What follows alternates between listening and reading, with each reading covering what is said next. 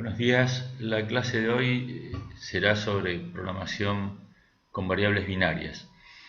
Hasta aquí hemos visto todos los primeros casos con variables continuas, aún en aquellos casos en que la naturaleza de las variables quizás puedan ser más asimilables a variables enteras, pero hemos hecho ese supuesto de trabajar en todos los primeros problemas con variables continuas en los que las posibilidades de análisis son muy grandes, con variables enteras son prácticamente nulas y menos aún con variables binarias.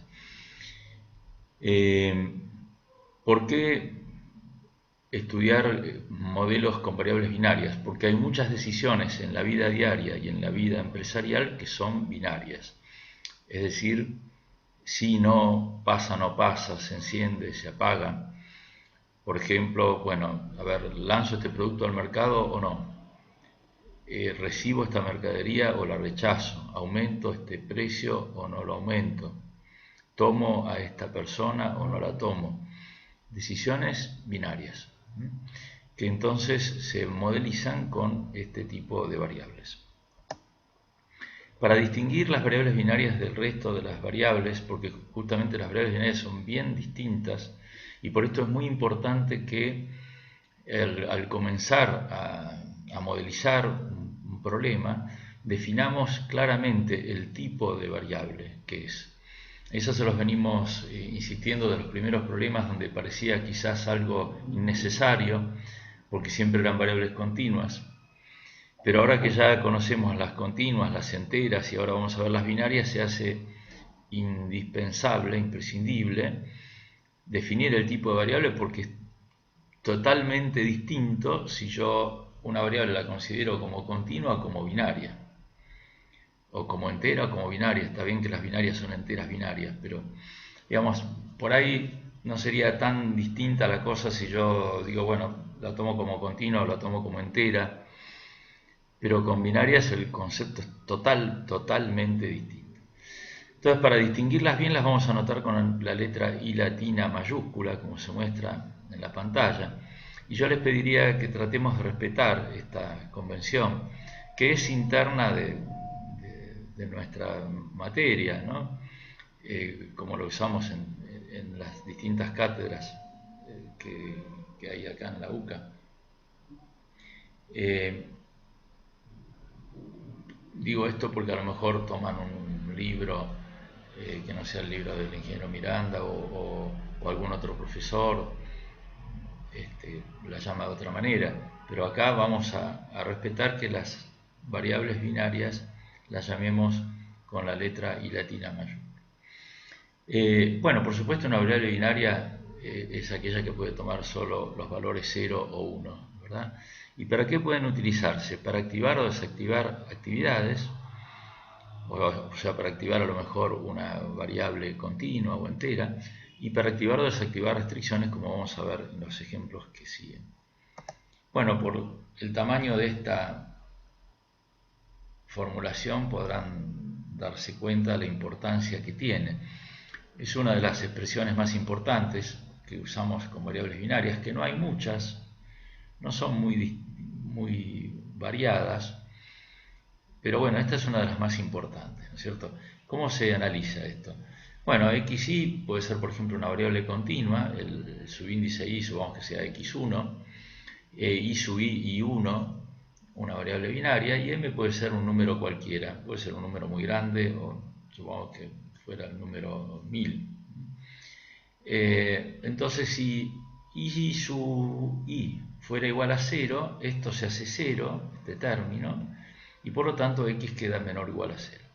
Como por otro lado, por las condiciones de no negatividad, x es mayor o igual a 0, al ser menor o igual a 0 y mayor o igual a 0, no queda otra opción que x sea 0. Es decir, esa no activación de la variable binaria hace que no se active la variable continua.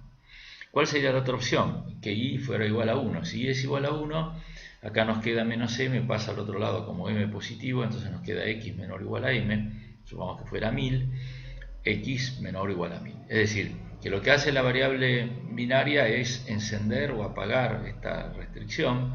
Si la enciende, significa que no da el valor de x, pero permite que X tome un valor que tiene que ser, en ese ejemplo que estoy poniendo, menor o igual a 1000.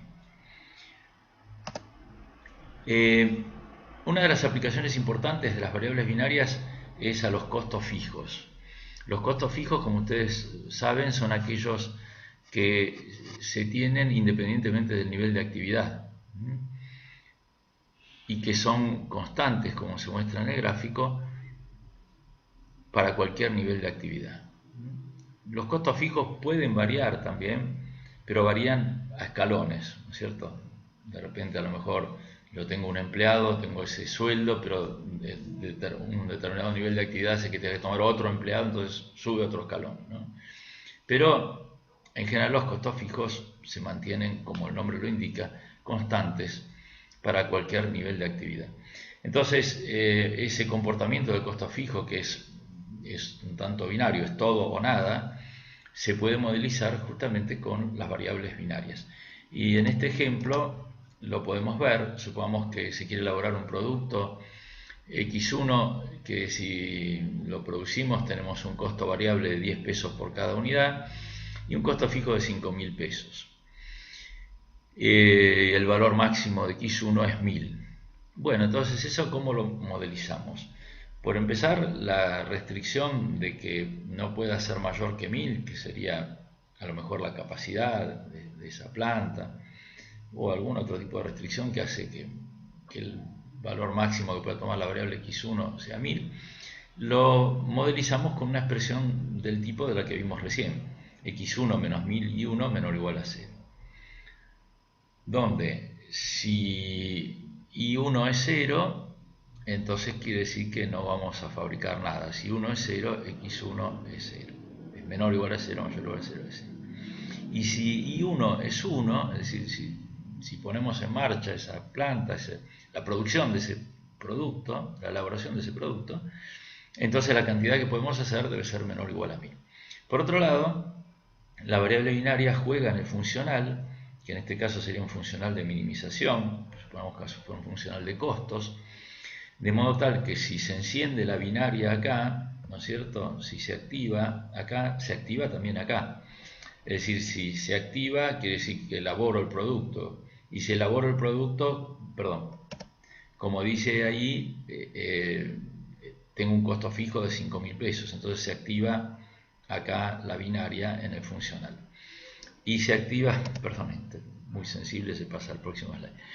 Y se activa también la variable X1, que puede tomar un valor hasta 1000, ¿cierto? Supongamos que de 800. Bueno, entonces, ¿cómo será el funcional? 10 pesos por unidad por 800 unidades, más 5000 por I1, que sería igual a 1, nos daría en ese caso 5000. Si hacíamos 800 unidades por 10 serían 8.000 pesos, más 5.000 serían 13.000 pesos. A veces me preguntan por qué los puntos suspensivos. Bueno, esos puntos suspensivos obviamente quieren significar que esta es una parte de un modelo que será más complejo, que tendrá otros costos o tendrá otros ingresos, ¿verdad? Bien, así que resumiendo un poquito, yo diría que cuando en un modelo de programación lineal aparezca algún costo fijo, piensen que lo más probable es que tengan que recurrir a las variables binarias. De hecho, el problema clásico ese de las fábricas y los almacenes, donde teníamos costos de producción variables en cada fábrica, costos de transporte desde cada fábrica a cada almacén, se le puede agregar también un costo de puesta en marcha, como se suele llamar el costo de setup, que sería un costo fijo. Si pongo en marcha la fábrica, tengo ese costo. Si no la pongo en marcha, no lo tengo.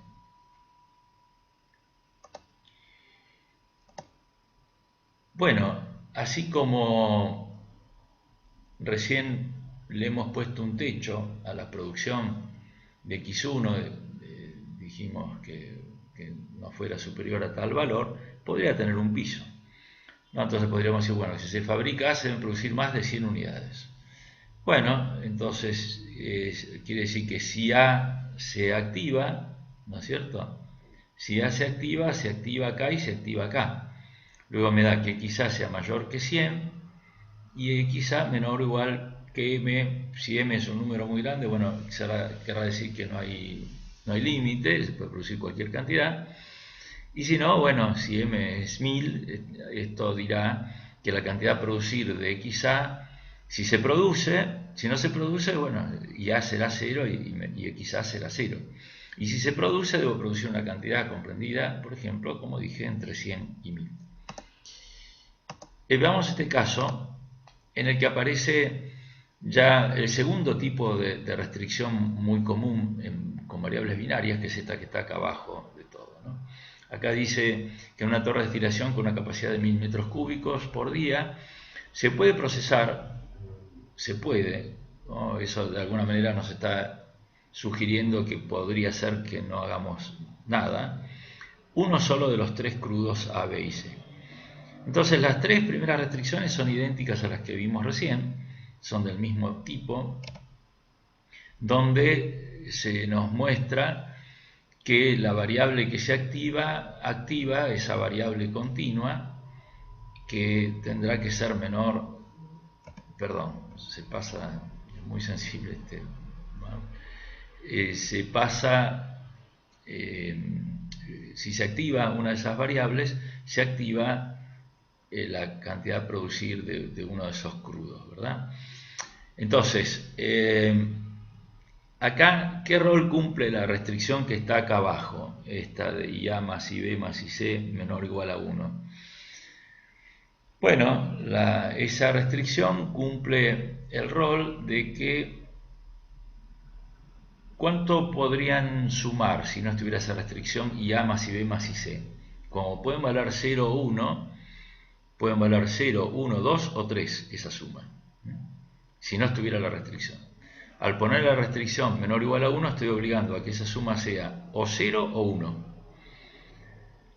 Quiere decir que si las 3 binarias son 0, van a ser 0 también acá, en estas 3, y por lo tanto XA, XB y XC van a ser 0. Es decir, no produzco ninguno de los 3 crudos. ¿Qué pasaría ahora si A, por ejemplo, es igual a 1? Si A es igual a 1, necesariamente por esta restricción, y B y C tienen que ser 0, porque dice que sea menor o igual a 1, ¿verdad? Entonces, si B y C son 0, quiere decir que XB y XC son 0 también. Pero si A es igual a 1, XA entonces tendrá que ser menor o igual a 1000. Es decir, puedo hacer hasta 1000. ¿Cómo sería esta restricción si la consigna fuera que se debe procesar uno y solo uno? Es decir, ya estoy obligado a hacer un crudo. No me dan la opción de no hacer ninguno. Uno y solo uno. Idéntica a esta, lo único que cambia que acá en lugar de ser menor o igual a 1 sería igual a 1. Entonces ahí estoy obligando a que una y solo una de esas 3 variables binarias se active. ¿Ok? Todo lo demás es válido lo que expliqué para el caso anterior. Bueno, ahora sí, vamos a pasar a la próxima, que nos dice que en el caso anterior se pueden procesar como máximo 2 tipos de crudos. Bueno, entonces ahora esta restricción de acá abajo, en lugar de ser menor o igual a 1, será menor o igual a 2. Esa restricción evita que se produzcan los 3 crudos. Acá da la posibilidad de que no se haga ninguno, de que se haga uno o que se hagan 2. Estas 3 restricciones son idénticas, como pueden ver las de arriba, a las que hemos visto en el caso anterior. Idénticas. Acá cumplen la misma función, ¿no? Si la variable se activa la restricción, si se activa IA, se activa XA, si se activa IB, se activa XB, y si no se activa, pongamos que no se activa IC, entonces no se activa XC. Ahora, ¿por qué acá tuvimos que agregar esta otra restricción? Porque en el caso anterior estaba la posibilidad de elaborar un solo crudo. Al dar la posibilidad acá que se puedan elaborar 2 crudos, ¿qué podría ocurrir? Podría ocurrir que se cumplieran las restricciones individualmente en cada una, pero colectivamente no. Es decir, podría ocurrir, por ejemplo, que se active IA e IB, y que XA de 800 y XB de 700. Cumplen, las dos cumplen con ser menor o igual a 1000. Pero resulta que 800 más 700 me da 1500, que excede la capacidad de la torre, que eran 1000. Por eso nos vemos obligados a agregar esta restricción, en la que estamos evitando que ocurra eso, ¿no es cierto? Es decir, de esta forma se deben cumplir cada restricción individualmente, pero también colectivamente. Aprovecho a aclarar acá. Fíjense que si uno pusiera acá una restricción y A más y B más y C menor o igual a 3, no tendría ninguna razón de ser. ¿Por qué? Porque la suma de A más y B más y C siempre es menor o igual a 3. Es decir, que poner esa restricción no va a cambiar en nada el resultado, va a ser totalmente redundante, pero desde el punto de vista conceptual yo diría que sería medio como un error ponerla, porque ¿qué sentido tiene poner una restricción que no restringe nada, ¿no es cierto? No tiene sentido, ¿no? Bien.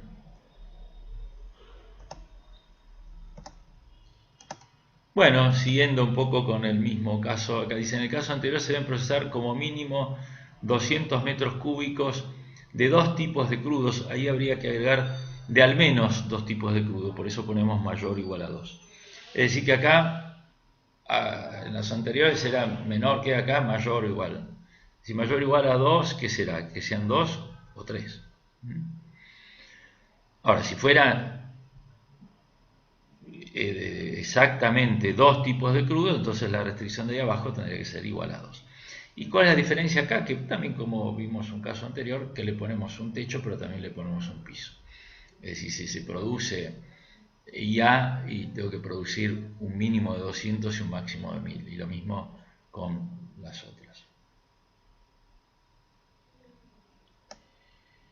Bueno, hay muchos casos en este PowerPoint.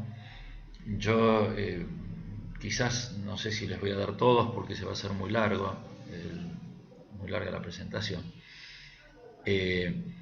Pero voy a tratar de hacer un paneo por la mayor cantidad posible de los casos que tenemos acá, y cualquier cosa, si hay alguna duda, pues la vemos.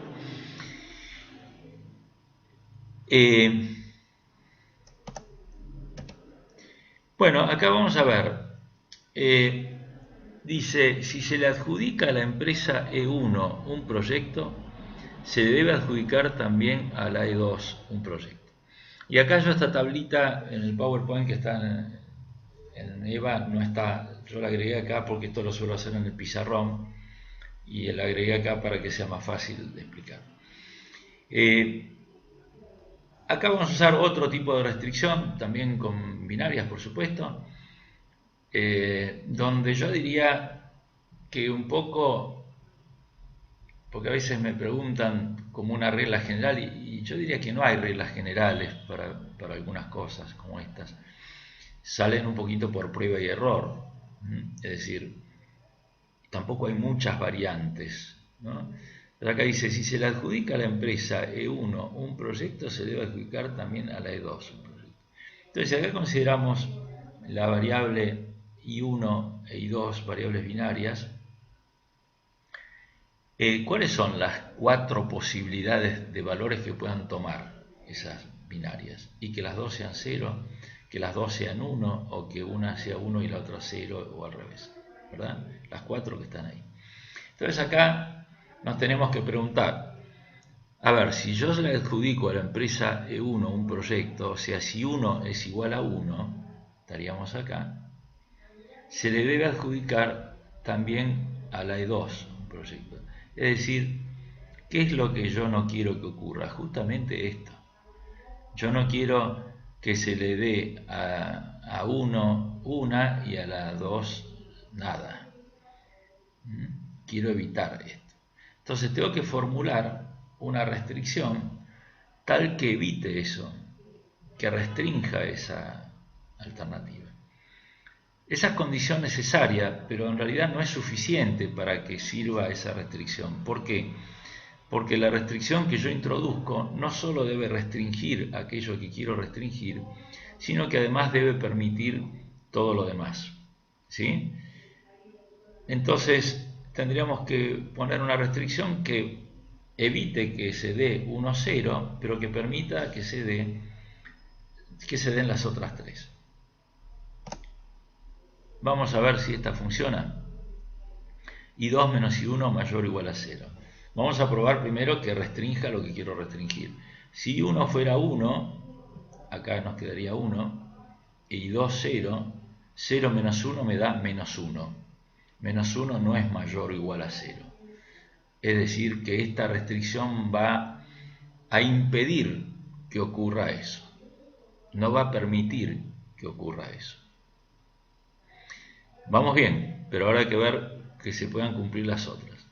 Vamos a ver, 0, 0. Si fueran 0, 0, 0 menos 0 me da 0. Salgo por el 0. Si fueran las dos 1, 1 menos 1, 0. También. Y si fuera I2, 1 e I1, 0, 1 menos 0 me da 1 y salgo por mayor. Funciona. Funciona la restricción. Como digo, ustedes dirán, bueno, pero ¿cómo? No hay muchas formas distintas. Van a ver, ahora vamos a ver 2 o 3 ejemplos. Puede ser la resta mayor o igual a 0, la resta igual a 0, la suma menor o igual a 1. Hay variantes. Es cuestión de prueba y error. Tampoco son tantísimas las posibilidades que puede haber. Prueba y error a ver si funciona. Vamos a otro caso. Dice, si E3 está adjudicada, E5 también debe estar adjudicada y viceversa. Es decir, igual a la anterior, pero ida y vuelta, ¿no? Y recíprocamente. Bueno, acá fácil es ver que cuáles son las que no se deberían dar, las dos del medio.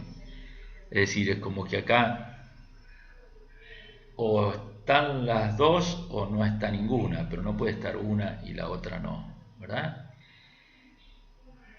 Vamos a ver si funciona esta.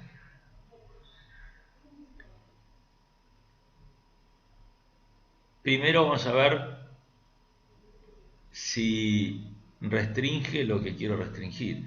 Si I3 e I5 son distintas, o sea, si una vale 1 y la otra vale 0, 1 menos 0 me da 1, 0 menos 1 me da menos 1, en ningún caso me da 0. Es decir, que las dos del medio quedan excluidas. Ahora tenemos que ver si se incluyen las otras dos. Si las dos son 0, 0 menos 0 es 0. Y si las dos son 1, 1 menos 1 es 0. Se cumple. Bueno, ustedes dirán, y esto está bien, es muy lindo matemáticamente, pero ¿qué aplicación? Muchas aplicaciones. Y este tipo de restricciones también a veces las llamamos como cuando decimos que son dos casos o dos productos o dos proyectos o dos personas que son complementarios. ¿Qué quiere decir que son complementarios? Que si está uno tiene que estar el otro. O están los dos o no está ninguno. Ejemplo, supongamos que yo tengo que despachar un producto que va convoyado con otro. Es una promoción por ahí que van juntos. Bueno, entonces o mando los dos o ninguno de los dos. O es una parte, ¿no es cierto? Son partes de un mismo producto. Son dos personas que trabajan juntas. Solo poner un ejemplo, yo les comenté que doy clases en la gendarmería. Bueno, muchos gendarmes están a su vez casados con mujeres que son también gendarmes.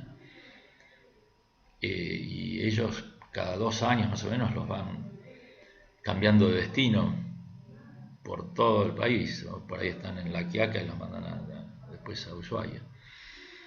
Bueno, una condición es que a donde se destina a uno de ese matrimonio tiene que ir también el otro, lo cual es lógico, ¿no es cierto? Entonces, acá que no podría ser el 1-0 o el 0-1, ¿no? O sea, o van los dos a tal lugar o no va ninguno de los dos. Fíjense cómo Algo tan simple como esto puede dar lugar a modelizar cosas variadas, como los ejemplos que les estoy poniendo. Vamos a otro. No se puede adjudicar a ambas empresas E1 e 4. Este es el caso cuando hablamos de incompatibilidad. A veces decimos, en lugar de decir eso, decimos, bueno, estos, el 1 y el 4 son incompatibles. ¿Qué quiere decir que son incompatibles? Justamente lo contrario del anterior, de algún modo. No pueden estar los dos. Puede estar uno, otro o ninguno de los dos, pero no ambos. O sea, ¿qué es lo que no tiene que ocurrir acá? El 1, 1. Y esto vamos a ver si funciona. Si I1 es 1 e I1 es 4, 1 más 1 es 2, no es menor o igual a 1, no lo va a permitir. Ahora, y si los dos fueran 0, salgo por menor. Y si uno es 0 y el otro es 1, me da 1 y salgo por igual. Funciona. Y acá podríamos poner como ejemplo productos, por ejemplo, que a lo mejor no se pueden transportar juntos porque uno contamina al otro. Entonces, mando uno, mando otro, o no mando ninguno de los dos, pero no puedo mandar los dos juntos porque se contaminan. Llevado al campo de las personas, de los recursos humanos, bueno, a lo mejor 1 y 4 son dos personas que son los únicos expertos que hay en un determinado tema, entonces yo no los puedo distraer a los dos en este trabajo porque en otro trabajo que tengo no tengo a nadie para poner. Entonces, o son dos personas que se llevan mal, que cada vez que trabajan juntos hay un conflicto, entonces son incompatibles, no evito ponerlos juntos. Bueno, vamos a tratar de tomar un poquito de velocidad porque hay muchas, como les dije, y sobre todo, bueno, hay casos pues muy interesantes al final de asignación, que es una de las aplicaciones más importantes de las variables binarias, y tampoco quiero que sea demasiado largo este video, sino va a ser muy pesado. Bueno, acá por ejemplo otra alternativa, si la E1 o la E2 o ambas están adjudicadas, se debe adjudicar por lo menos una de 3, E5, E7. Después piénsenla bien, pero ¿qué puede ocurrir acá? Si I es 0, esto da 0, y 1 más I2 entonces da menor o igual a 0, o sea 0. Y si la binaria I es 1, esto queda menos 2, pasa al otro lado como 2, y 1 más I2 menor o igual a 1, ¿no? Entonces, ¿qué puede ocurrir? Que las dos, que se active una de las dos. Si se activa una de las dos, me queda 0 más 1 o 1 más 0, me queda 1. Y el 2 pasa dividiendo, queda un medio. Un medio no puede ser un valor de binaria, entonces si es x mayor que un medio va a ser 1. Y si se activan las dos, va a quedar 2. 2 dividido 2 da 1. O sea que ya sea que se active I1, I2 o ambas, y se va a activar, va a ser 1, y por lo tanto, si I es 1 acá, imaginemos esto pasado del otro lado, pero y 3 más I5 más I7, la suma de los 3 nos va a dar mayor o igual a 1. Entonces que se debe adjudicar por lo menos, mayor o igual a 1, por lo menos una de las 3. Puede ser 1, 2 o 3.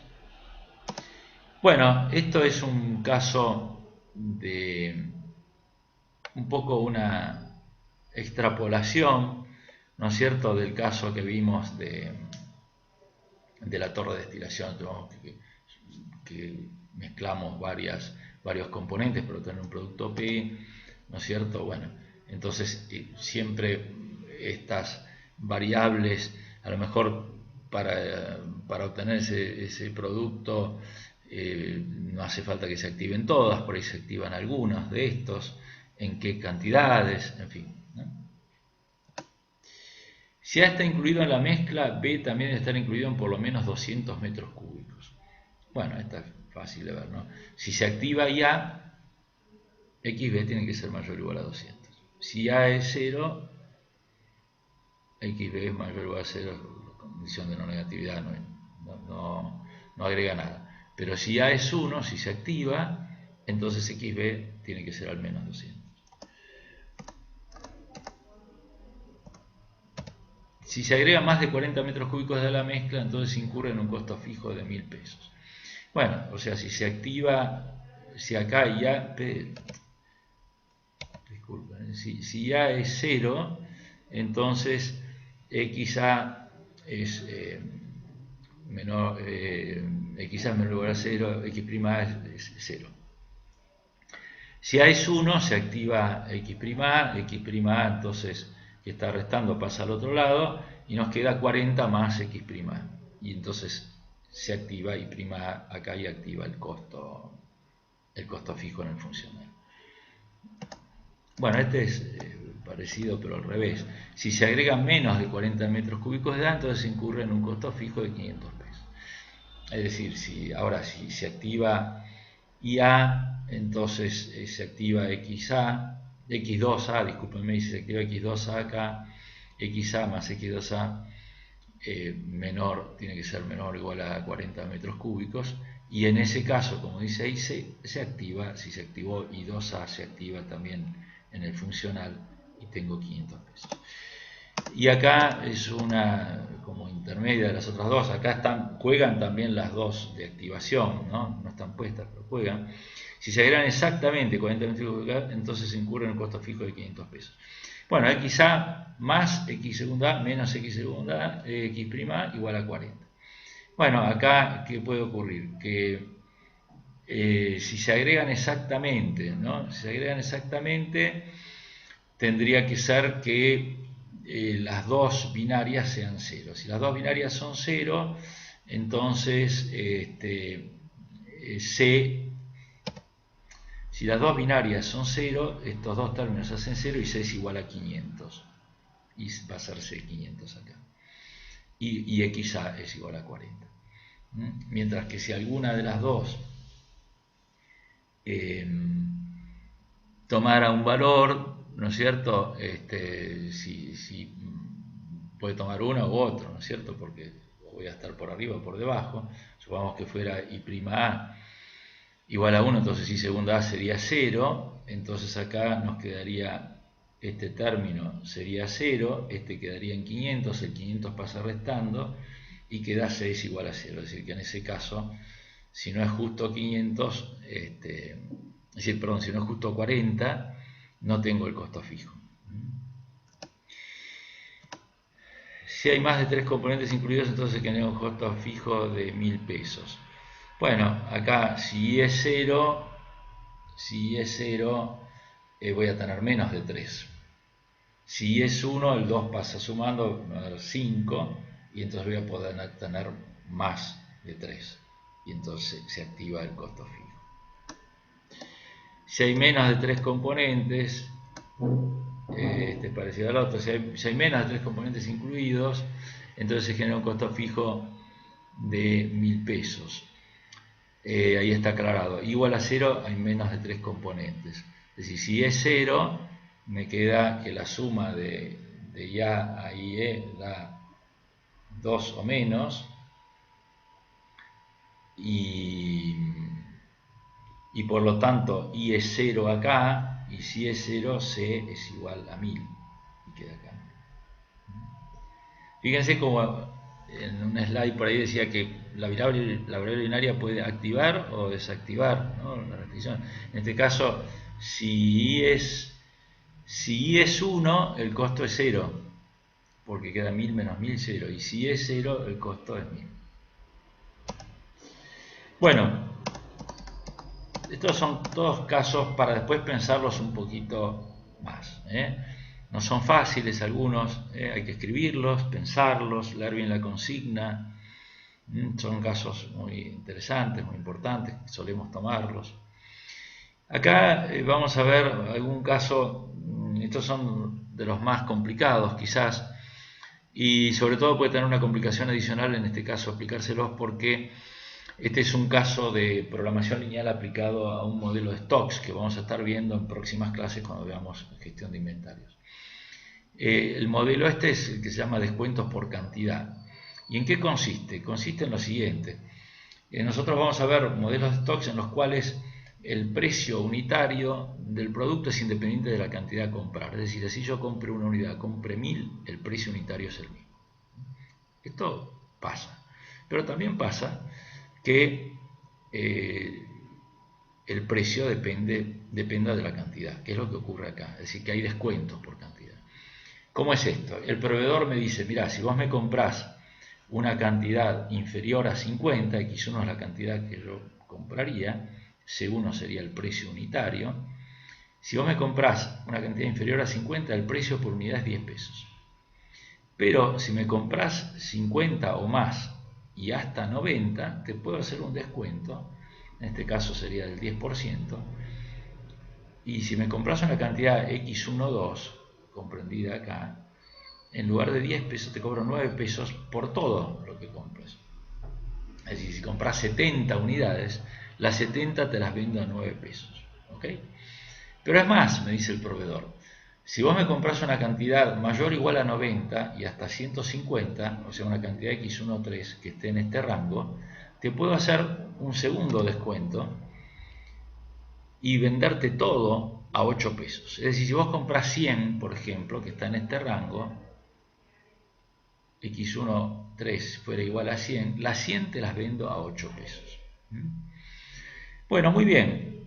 Entonces, acá vamos a poner un totalizador que en realidad no sería imprescindible, porque acá voy a tener o X11 o X12 o X13, o puede ocurrir que ninguno, ¿no? Podría ser que yo decida también no comprar. Hay que ver cómo es la consigna. Puede decir yo necesariamente compro. Entonces acá, en lugar de menor o igual a 1 sería igual a 1. Acá al poner menor o igual a 1 estoy dando la posibilidad de no comprar, de que las tres binarias sean 0. Bueno, pero como se va a activar una sola de las tres, en realidad X1 va a ser igual a alguna de estas tres, ¿cierto? Es decir, X1 va a ser, es de alguna manera decir, bueno, ¿cuánto voy a comprar? Voy a comprar X1 y X1 va a ser igual a alguna de esas tres. Y acá juego con las binarias porque fijo los distintos rangos dentro de los cuales yo puedo comprar. Es decir, si se activa I1, quiere decir que I2 y I3 serán 0. Quiere decir que I2 y I3 serán 0 y por lo tanto X12 y X13 van a ser 0. Yo no voy a comprar esas cantidades. Se va a activar I1 y por lo tanto la cantidad que voy a comprar va a ser X11 menor o igual a 50.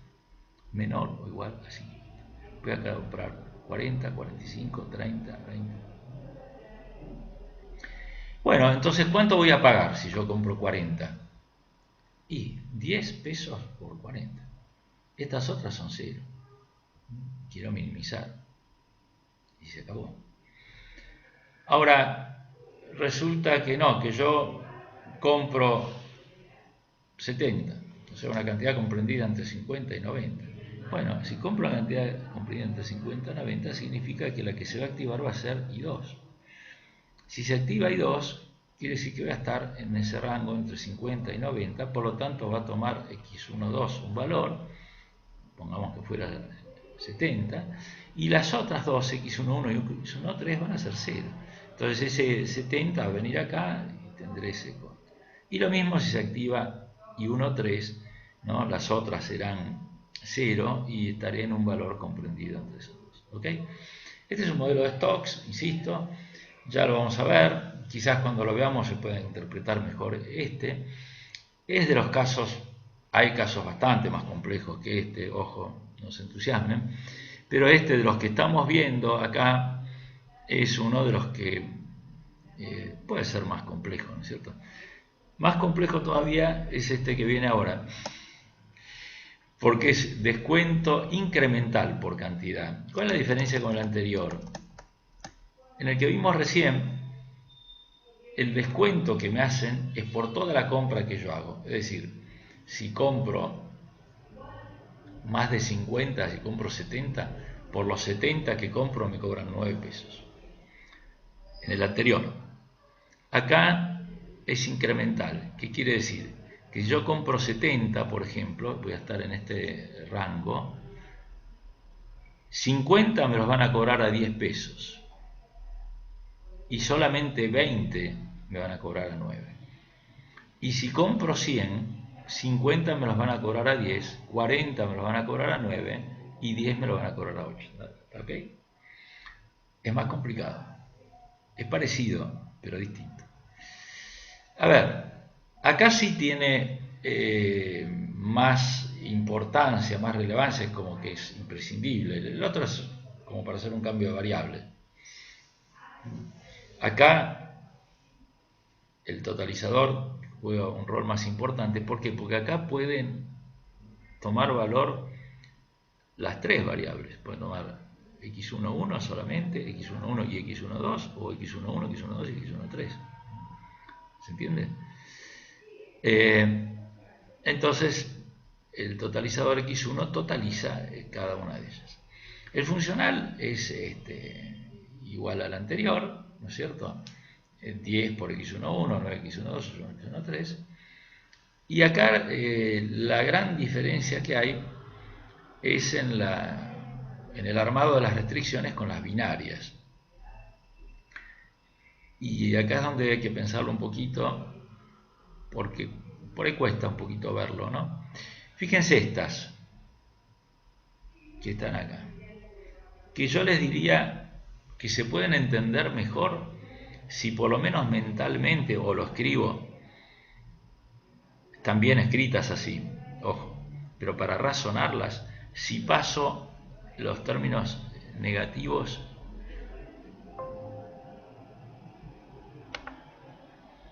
al otro lado. Entonces, ¿qué me va a quedar? I1 mayor o igual a I2, I2 mayor o igual a I3. ¿No? Esto es como un, no sé, como un efecto dominó, ¿no? Como una cosa enlazada. Si I1 mayor o igual a I2, pero I2 mayor o igual a I3, ¿no? Por carácter transitivo, I1 va a ser mayor o igual a I3.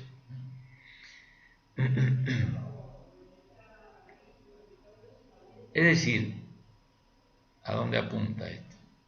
Que si I3 es 1, se activa, como I2 tiene que ser mayor o igual a I3, mayor no puede ser, puede haber 0 o 1. O sea, si I3 es 1 e I2 tiene que ser mayor o igual a I3, necesariamente I2 va a tener que ser igual a 1. Y si vamos a la otra, si I1 tiene que ser mayor o igual a I2, del mismo modo, si I2 es 1, I1 también va a tener que ser 1. En otras palabras, que se active I3 implica activar I2 e I1 también. Que se active I2 aplica activar I1. Y esto tiene razón de ser. ¿Por qué? Porque obviamente si yo estoy en este rango de x1 entre 90 y 150, o sea que se active I3, querrá decir que voy a estar comprando también las cantidades x11 a 10 y x12 a 9. Por lo tanto, se tienen que activar las variables binarias que activen esos rangos que vamos a ver ahora. ¿Ok? Una vez explicado esto, vamos a ver, ahora acá. Si se activa I1, x11 menor o igual a 50. Creo que acá no hay ningún problema, parecido o igual al anterior. Compro 40, por ejemplo, al precio 10. Ahora fíjense qué pasa. Si se activa I2, recordemos que de acuerdo a estas que vimos acá, necesariamente se activa I1.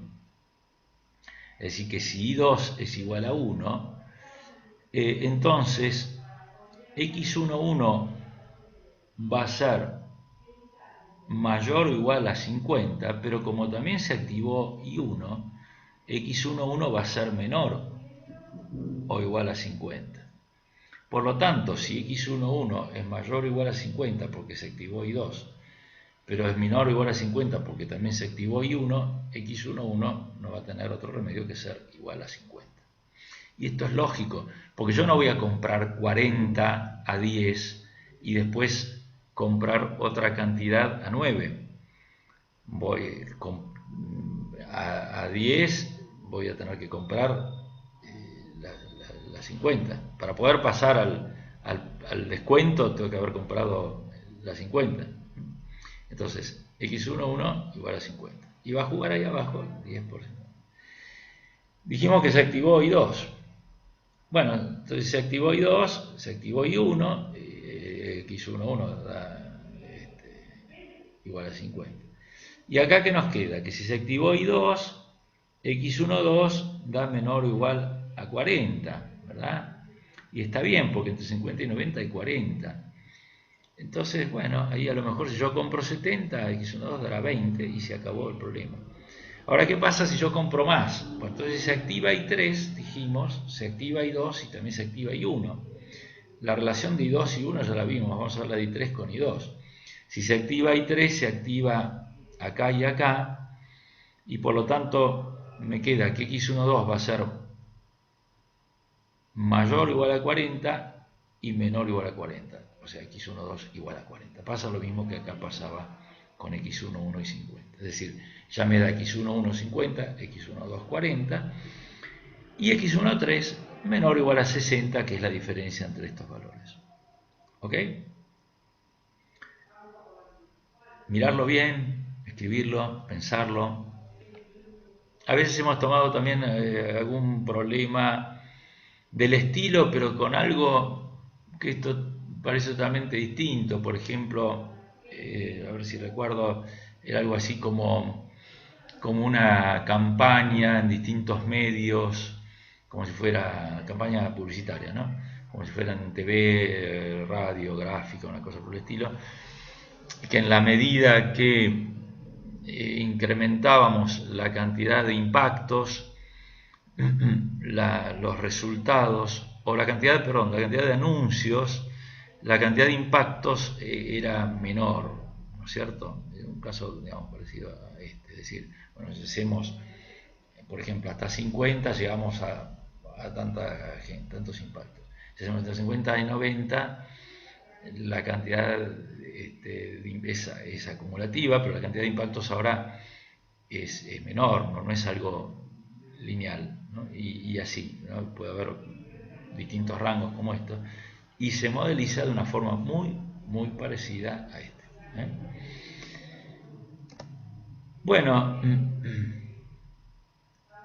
recién vimos descuentos por cantidad, podría ocurrir también que tuviéramos, perdón, aumento incremental de costo por cantidad. Bueno, por ahí más fácil, como una escalerita, donde decimos, bueno, si compramos hasta 50, el costo es 8, si compramos 50 y 90, el costo es 9, si compramos 90 y 150, el costo es 10.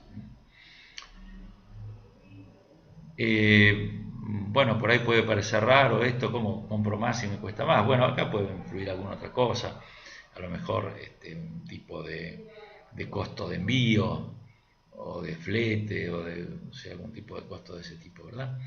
Entonces, bueno, acá el totalizador, también acá, este, también acá el totalizador es simplemente un cambio de variables, porque en realidad va a hacer activarse alguna de las tres, ¿no? Entonces, x11 menor o igual a 50 va a ser ese valor por 8. Si es menor o igual a x12 menor o igual a 40, estaría acá, 60. Bien.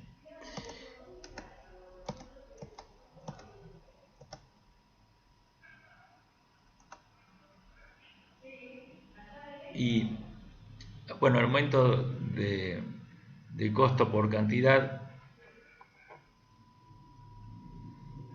perdón, un segundito.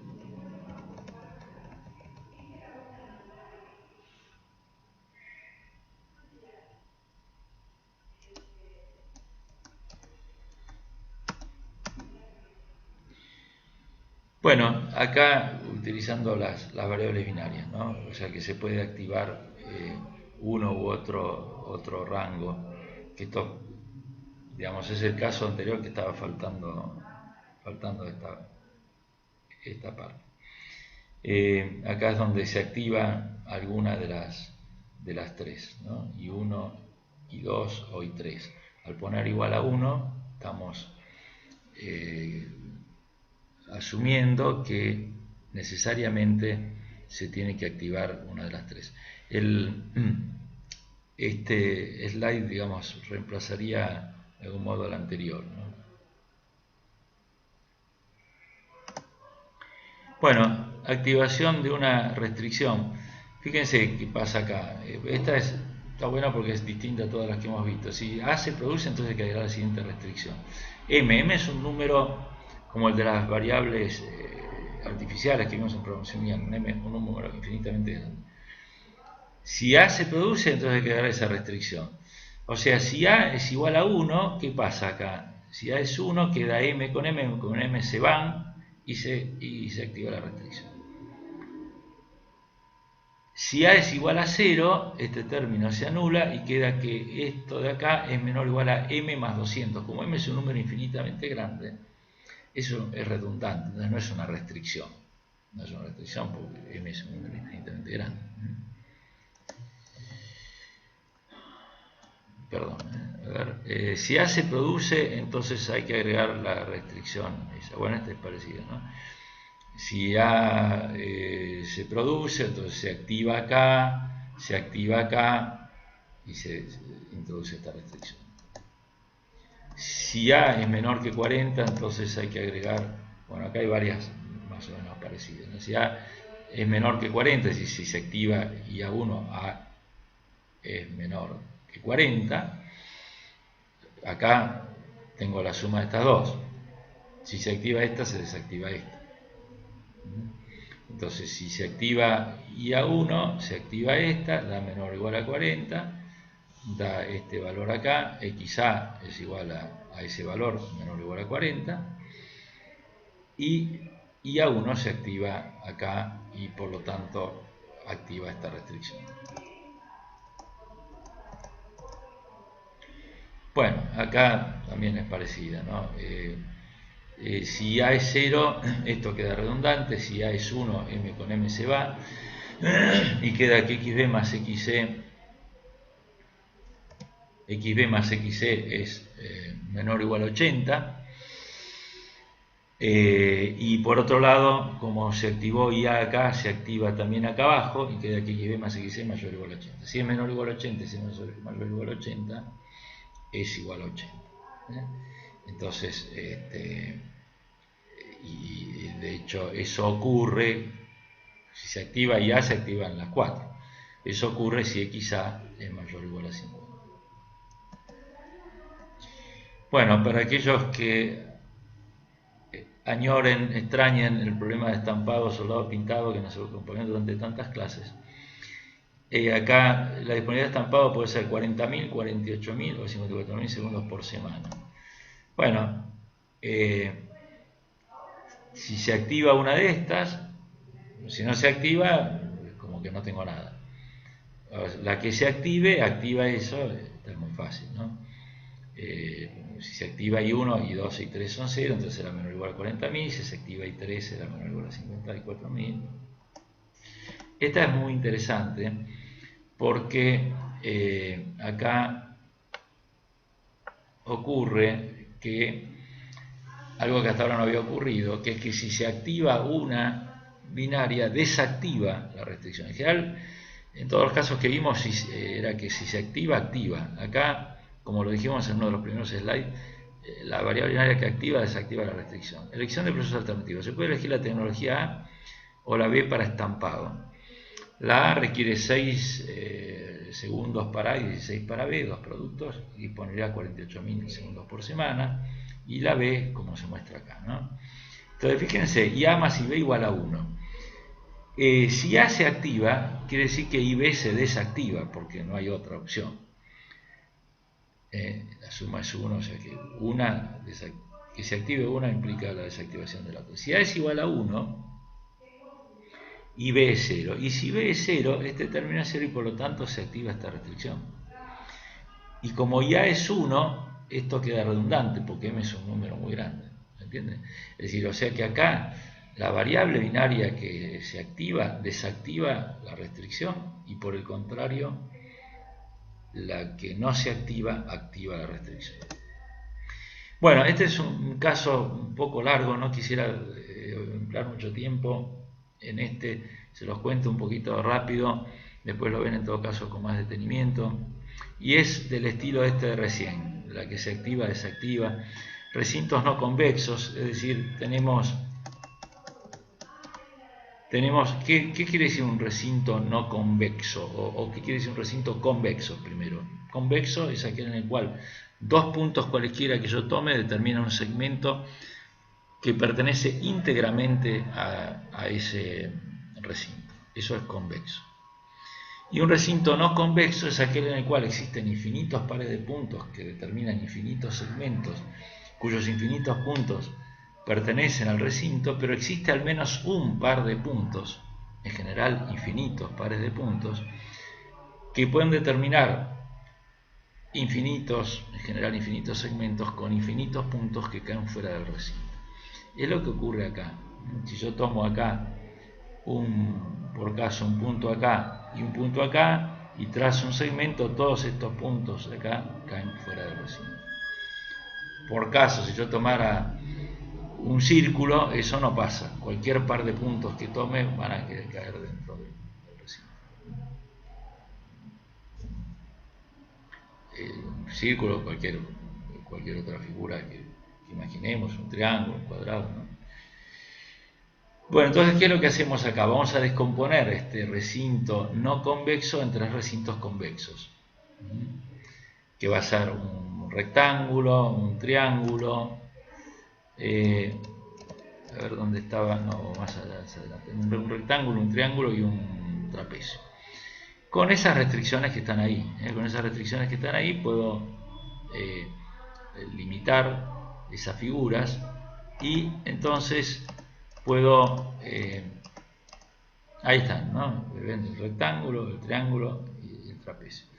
Entonces, bueno, puedo, y cada una de ellas va a quedar determinada por, voy a correr mi carita de acá, cada figura va a quedar determinada por esas restricciones y estas son las restricciones a vistas más grandes. Si le agrego estas variables binarias con m y una restricción ahí abajo que diga que es igual a 2, significa que acá se pueden activar 2 de las 3. Y se deben activar 2 de las 3. Entonces, si se activa I1, I2, I3 va a ser 0. Y justamente la que no se activa es la que activa a la figura. Supongamos, si I1 y I2 son 1, todas estas 4 quedan 1 y las 4 m pasan al otro lado positivas y por lo tanto quedan redundantes, no son restrictivas. En cambio, como I3 es 0, estas dos se hacen 0 y se activa esta figura.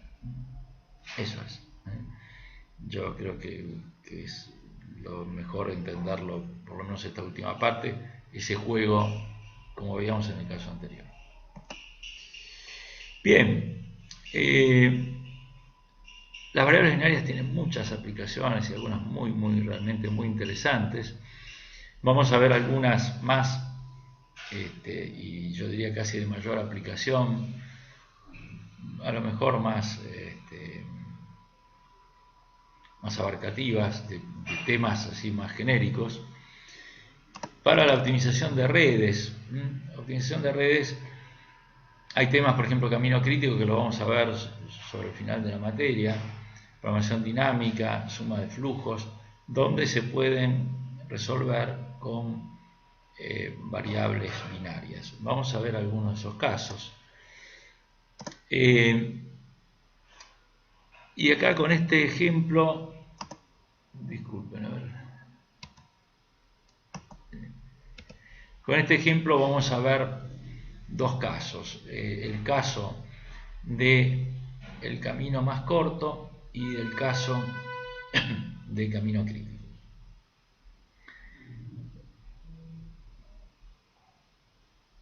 El caso del camino crítico es aquel caso en el cual, ya digo, esto lo vamos a ver más adelante, trato de darles una idea somera. Si este es un proyecto, cada una de esas flechas representa una actividad que compone ese proyecto. Y el camino crítico es esa secuencia de actividades que va desde el nodo 1 al 7 y que tiene mayor duración. ¿Y por qué es importante determinar el camino crítico? Porque si se atrasa una actividad que compone el camino crítico, ese atraso atrasa todo el proyecto en conjunto. En cambio, las otras actividades que no están en el camino crítico tienen margen y dentro de ciertos, valga la redundancia, en ciertos márgenes o ciertos límites, pueden atrasarse sin atrasar el proyecto. Entonces, acá esto se trabaja con variables binarias, donde hay que hacer un balance en cada nodo, fijar una convención de signos, por ejemplo, decir, bueno, lo que entra positivo, lo que sale negativo, o al revés. Y entonces, bueno, por ejemplo, acá del nodo 1 yo puedo ir al 2, al 3 o al 5. X12, X13, X15. Bueno, acá están definidas las variables binarias con X. Bueno, no lo hagamos eso, ¿no? Acá porque ya estaban hechos así, pero si no es confuso, por favor. Entonces X12, X13, X15. Bueno, de esas tres se tiene que dar una de las tres, ¿no es cierto? Entonces ponemos ahí que la suma de las tres es igual a 1, o ahí están poniendo una convención, por eso está con signo negativo, o sea, como que lo que sale es negativo, ¿no es cierto? Y lo que entra es positivo. Por eso acá al final tenemos que estas tres, 4, 7, 3, 7 y 6, 7, que son estas que están acá, estas tres es igual a 1, ¿no? Porque fijamos una convención. Entonces acá, por ejemplo, decimos, bueno, lo que sale con signo menos, lo que entra con signo más. Podría ser al revés. Bueno, entonces, después en cada nodo, por ejemplo, el nodo 2, bueno, lo que entra es x12 y lo que sale que es x23 y x24. Entonces, con negativo. Y así en cada nodo. x15 lo que sale es 5,3, 5,6. ¿No? El nodo 5 está acá. x15 lo que sale x53, x56. Bueno, en todos los casos igual a 0 porque es un balance, lo que entra igual a lo que sale. Y acá sería como decir, bueno, I igual a I1, 2 más I1, 3 más I1, 5, ¿no? En el primer caso, y acá, o sea, tiene que cumplir una. Y el funcional, si estamos hablando de camino crítico, el Z tiene que ser el máximo, que buscamos el camino más largo. El camino más largo que sería, digamos, la secuencia de actividades que nos da una mayor duración y que entonces es donde tenemos que poner el foco.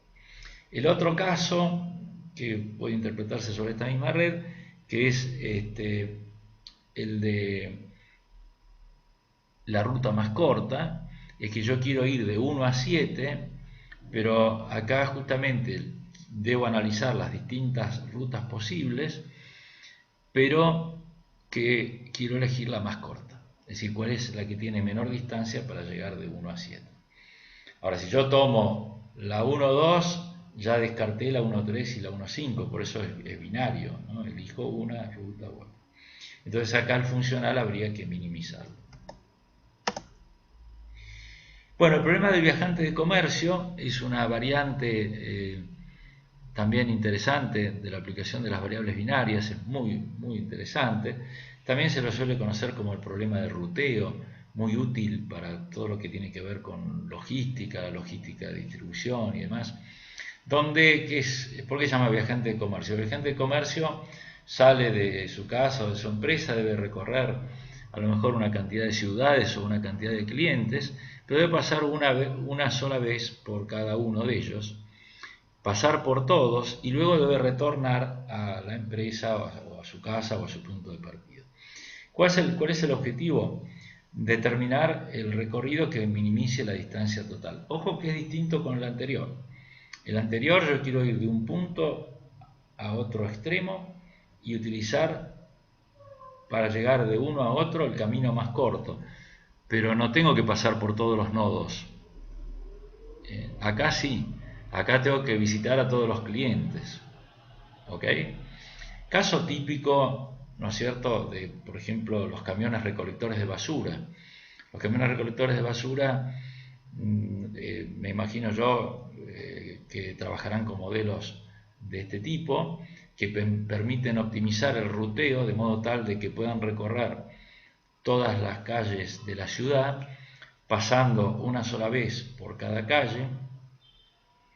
¿Y qué logran con eso? Minimizar el tiempo, minimizar el costo de combustible, el costo de todo el deterioro o mantenimiento de los camiones, la contaminación ambiental por la suciedad, por el ruido, la molestia que causa un camión cuando interfiere en el tránsito. Entonces, qué importante poder determinar cuál es la ruta óptima de modo tal que ese camión haga el recorrido recorriendo la menor distancia posible. Puede ser esto por distancia, también puede ser por tiempo. La variable puede ser distancia, puede ser tiempo o alguna otra que pudiéramos sugerir. Bueno, entonces esto también se modeliza con variables binarias. Ahí tenemos que hacer la sumatoria de todas las variables binarias por las distintas distancias que hay de un punto al otro, ¿no es cierto? O sea, la sumatoria de las i sub ij debe ser igual a 1 para cada ciudad, siendo i distinto de j, porque obviamente no voy a ir de una ciudad a la misma, no quiero pasar dos veces por el mismo lugar. Entonces sí, la condición que i y j sean siempre distintas.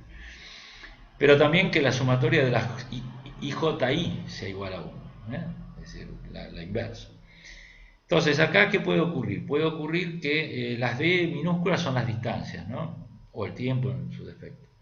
Acá puede ocurrir, lo ideal es que haya una única solución óptima, es decir, que nos dé, por ejemplo, i1,3 igual a i3,6 igual a 6,4. Fíjense que siempre el segundo subíndice coincide con el primero del siguiente, igual a 1. Es decir, ¿cómo sería este recorrido?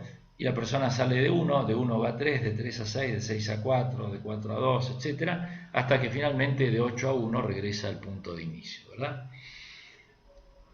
Esto sería lo ideal. ¿Qué puede ocurrir? Que haya subrecorridos, entonces que haya como un quiebre, como un corte, donde tenemos que un lazo es el que se muestra ahí y otro lazo es el que se muestra en el otro lado. Bueno, esta es una tabla de DA, como dice ahí, DA, de distancias, que imagino que alguna vez habrán visto cuando están planificando algún viaje, ¿no es cierto? Da las distancias de un punto al otro. A veces está solo, como es simétrica, ¿no? Por ahí está solamente una mitad, no es un espejo. Por supuesto, estas rayitas indican que la distancia de una ciudad a sí misma es 0, ¿no?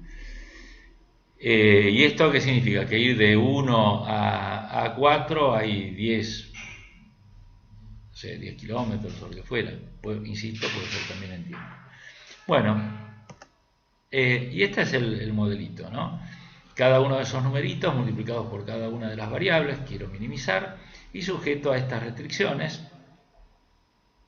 y 1, 2, 1, 3, 1, 4, 1, 5 igual a 1, partiendo de 2 a 1, bueno, todas las posibilidades, ¿no es cierto?, que se pueden dar. Fíjense que acá hay como una suerte de transposición, ¿no es cierto? Y 2,1 y 3,1 y 4,1 y 5,1 son las que están acá. Entonces este conjunto esto está como en el lindo, ¿no? Mínimo funcional sujeto a subject to, st, a estas restricciones. Bueno, ¿qué pasaría si da, como decíamos recién, dos arcos como este? Bueno, hay que volver a correr el programa introduciendo este par de restricciones. O sea, si este arco nos dio de 3 nodos, poner menor o igual a 2. Y si este nos dio de 2, poner menor o igual a 1. Volvemos a correr, supongamos que sigue dando, ¿no? Si no nos sigue dando un continuo del primero al último, bueno, volvemos a restringir ahora el primero menor o igual a 1 y este de acá abajo menor o igual a 2. Hasta llegar a un óptimo. Por supuesto que esto va haciendo que el funcional vaya empeorando, ¿no es cierto? Porque, digamos, si hubiera un solo recorrido del primero al último, hubiera dado un valor mucho mejor. Acá tenemos que aceptar que no es posible y entonces hay que volver a restringir, lo cual seguramente va a hacer que esa distancia total sea un poco mayor. Bueno, seguimos hasta que finalmente encontremos una solución, que sería esta. Es decir, el recorrido óptimo a partir de 1, ir a 4, luego a 5, luego a 2, luego a 3 y finalmente volver a 1.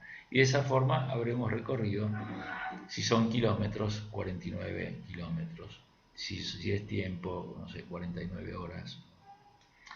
¿Ok? Bueno, este es un caso también muy interesante.